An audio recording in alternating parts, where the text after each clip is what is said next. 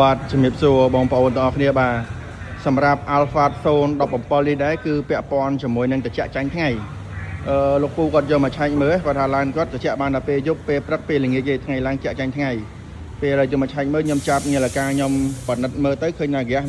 មានគ្រប់កុំធ្វើការល្អហើយទៅយកខាងមុខនោះបែកញើសនឹងជោគបាទអញ្ចឹងឡាននេះស្ទះកញ្ច្រែងក្នុងបងប្អូនបាទឥឡូវនេះគាត់ទទួលសេវាកម្មដោះលាងបាទ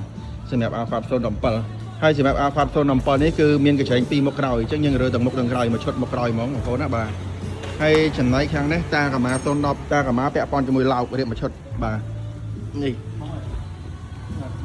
កង់ដើបងប្អូនឡោកខ្មៅអស់ហើយអានេះរេស្តង់ស្រីនរបស់វាគេអត់ប្រើទេគេប្រើរេស្តង់របស់ចិនហើយកញ្ច្រែងនេះក៏កញ្ច្រែងជាក់តៃវ៉ាន់ដែរបាទជាក់តៃវ៉ាន់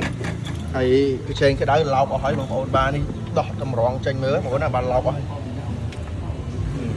ឡោកខ្មៅអស់ហើយរុនទៅយកខ្មៅ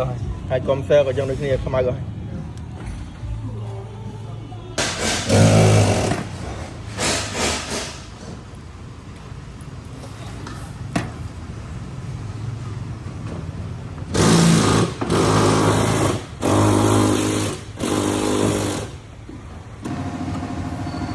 នេះស៊ុំកញ្ច្រែងត្រជាក់របស់ Alpha Zone 17មើលតើវា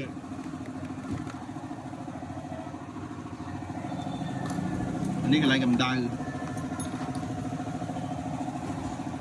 នេះកញ្ច្រែងត្រជាក់របស់ Alpha Zone 17ឡានឲ្យត្រជាក់ចេញថ្ងៃហ្នឹងបងប្អូនបាទ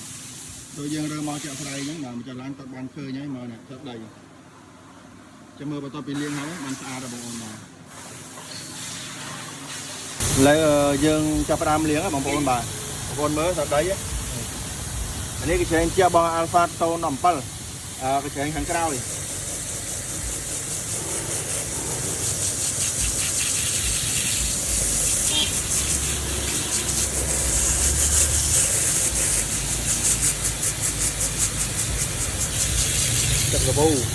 ទឹកលបូអូខេបងប្អូនបាទនេះបន្ទាប់ពីលាងហើយបងប្អូនបាទលាងបានស្អាតណាស់បាទមកទឹកដីបងប្អូនឃើញហើយឃើញនៅខ្មៅនេះយើងអត់ប្រើទឹកកាត់ទេបើយើងប្រើទឹកកាត់វានឹងសស្គូសស្អាតប៉ុន្តែធ្វើឲ្យកញ្ច្រែងនឹងខូចអញ្ចឹងយើងអត់ប្រើទឹកកាត់ទេយើងបែបទឹកសាប៊ូធម្មតា